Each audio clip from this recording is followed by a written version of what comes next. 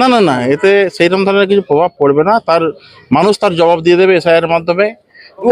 আজকে হুগলি জেলায় প্রথম ইংলিশ মিডিয়াম আমাদের স্যাংশন হয়েছে সরকারি, কুইনমারা হুগলি জেলায় নেই। এইচএসসি হাবিব মিডিয়া ও শিয়াখালা টিভি, আমি শেখ হাবিব রয়েছি আপনাদের সঙ্গে।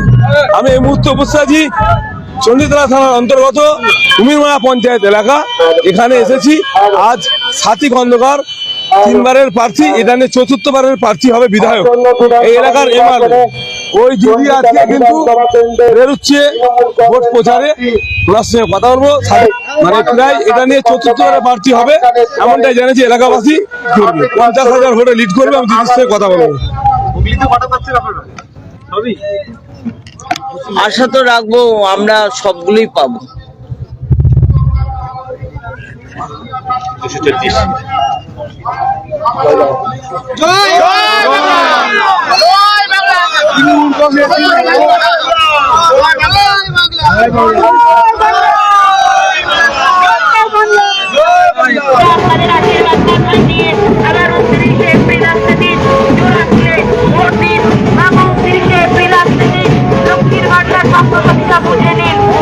আপনাদের দুয়ারে এসছে তৃণমূল কংগ্রেস মনোনীত প্রার্থী সাথী খন্দকার জননেতা মরহুম আকবরের সহকর্মিনী সাথী খন্দকার।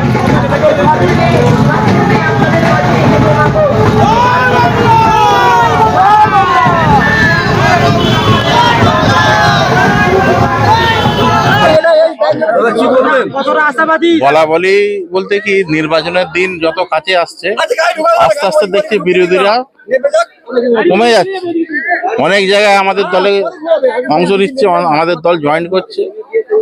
হ্যাঁ, ওয়ান সাইড হয়ে গেছে আর কি।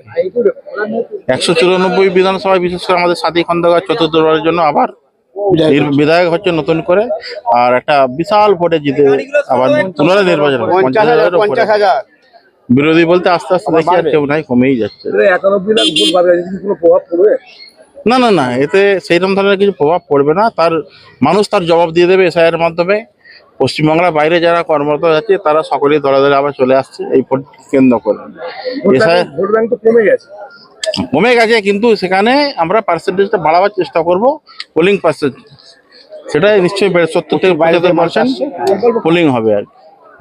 এই পার্সেন্টেজে আমরা মোটামুটি জিতবো। সেই ভোটের উপর নির্ভর করবে, সেই ভোটটাই ম্যাক্সিমাম পাবে। কি বলবেন, আপনার এলাকায় কেমন সাড়া পাচ্ছে? আমার কুমিরমারা এলাকা ভালো সাড়া। কুমিরমারা, ভগবতীপুর, নবাবপুর খুব ভালো সাড়া আছে। আমরা কুমিরমারা বিধানসভায় 3164টা লিড দিই। তো এবারে আমাদের মুসলিম বেল্টে 12টা বুথে প্রায় মাইনরিটি 1100 কমে গেছে। তবে আমরা আশা করব আগামী দিন আমাদের যত বাইরে মানুষ আছে ছেলেগুলো সমস্ত ট্রেনে করে, বাসে করে, টুরিস্ট বাসে সব আসছে এই ভোট দেওয়ার জন্য। প্লেন আসছে সব ভোট দেওয়ার জন্য। আমরা আশা করি আবার সাথী খন্দকার এইখানে 44,000 ভোটে জিতেছিল, প্রায় 50 ছাপিয়ে যাবে। এবার আমার যে কুমিরমারা আন্ডারে, আমার কুমির আন্ডারে অন্তত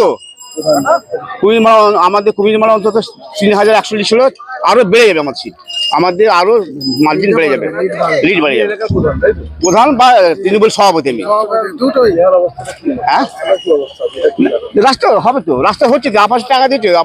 আমার কুমিরমারা গ্রাম পঞ্চায়েতে এমন অলি গলি নেই যে প্রত্যেকটা, আমি আর এই যে 12 লক্ষ টাকা ঢুকেছে, আর কোথাও কাজ করবো আমি খুঁজে পাচ্ছি না।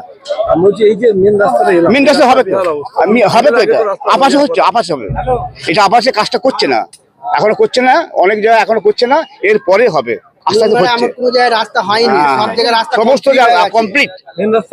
হ্যাঁ, এটা না, মেন রাস্তা এই জন্য খারাপ হচ্ছে, যেহেতু আমাদের পানীয় জল ব্যবস্থা খুলেছে না, এই জন্য খারাপ হচ্ছে, খারাপ হয়েছে। এবার আমাদের কুমিরমারাতে কোনো রকম আর কাজ নেই। আমাদের রাস্তাঘাট অলি গলি মানুষের বাড়ি বাড়ি ঢুকিয়ে দিচ্ছে, বাড়িতে ঢুকিয়ে দিচ্ছি।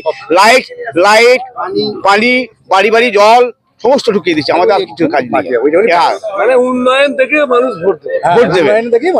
আমরা অনেক কিছু, আমরা কুমিরমারা গ্রাম পঞ্চায়েতে আমরা যখন আসার আগে আমরা বলেছিলাম এখানে আমাদের ইংলিশ মিডিয়াম তৈরি করবো। এখন আজকে ইংলিশ মিডিয়াম আমাদের এসে গেছে। আজকে হুগলি জেলায় প্রথম ইংলিশ মিডিয়াম আমাদের স্যাংশন হচ্ছে সরকারি, কুইনমারা হুগলি জেলায় নেই, সরকারি সব এসে গেছে। এবার এই যে আমাদের কাজ হয়ে গেছে, 3 দল হয়ে গেছে, এবারে শুরু হয়ে যাবে কাজ। আমাদের আর কোনো রকম ইয়ে নেই।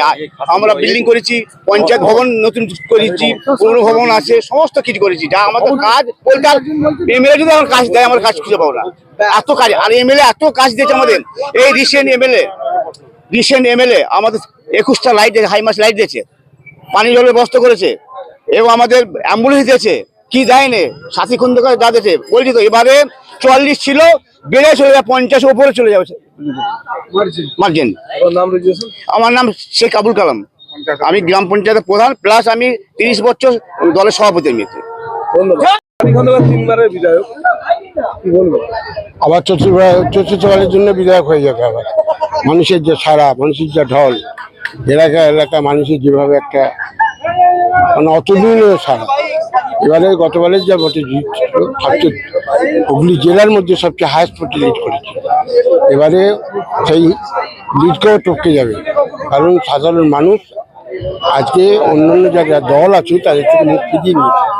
আর দ্বিতীয় কথা, এশিয়ার নিয়ে যা করেছে বিজেপি গভর্নমেন্ট, তাতে মানুষ আরো বিতর্ষিত হয়ে গেছে। সুতরাং মানুষ উদার করে ভোট দেবে। সবচেয়ে বড়, আমরা তো সাম্প্রদায়িকতার ঊর্ধ্বে বসবাস করি, এখানে হিন্দু মুসলিম সবাই মিলেমিশে থাকি।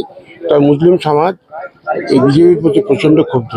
তাই মুসলিমদের যে আন্তরিকতা, তাদের যে ভোটাধিকার, সেটা কিন্তু আমাদের তৃণমূলের পক্ষে পড়বে। এবং মমতা ব্যানার্জির জন্য, মমতা ব্যানার্জি যেভাবে আজকে সারা পশ্চিমবঙ্গে যে আন্দোলন যেভাবে করছেন এবং বিভিন্ন জায়গায় যেভাবে মিছিল করছেন, আপনারা নিশ্চয়ই বুঝতে পারছেন যে আজকে পশ্চিমবঙ্গের হাওয়া কোন জায়গায় পৌঁছেছে।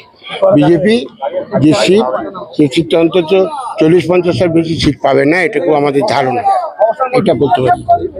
এবং এখানে মেজরিটি মমতা ব্যানার্জি অনেক বেশি ভোটে করে মেজরিটি পাবে, এবং এমএলএ অনেক সংখ্যাধিক্য এমএলএ 200 পার করবে, 100 পার করবে। শুভেন্দু অধিকারী বলছে ও তো ফাউল বকছে। শুভেন্দুর কথা কেউ ধরছে কি? ও ফাউল বকছে, পাগল হয়ে গেছে। নাহলে ভবানীপুরে দাঁড়াতে যে এখন বলছে ভবানীপুরে সবচেয়ে বেশি ভোটে। ভবানীপুরে কি শুধু এ আছে, হিন্দু আছে, মুসলিম নেই? ওখানকার মিডিয়া বোর্ড থেকে আরম্ভ করে সবাই আছে, সবাই সমর্থন করবে মমতা ব্যানার্জিকে। মমতা ব্যানার্জির বিকল্প কেউ নেই ওখানে। সুতরাং শুভেন্দুকে স্বপ্নই দেখতে হবে, ও দিবা স্বপ্ন দেখছে, সে স্বপ্নই দেখতে হবে। ওখানে ও গোহারা হবে।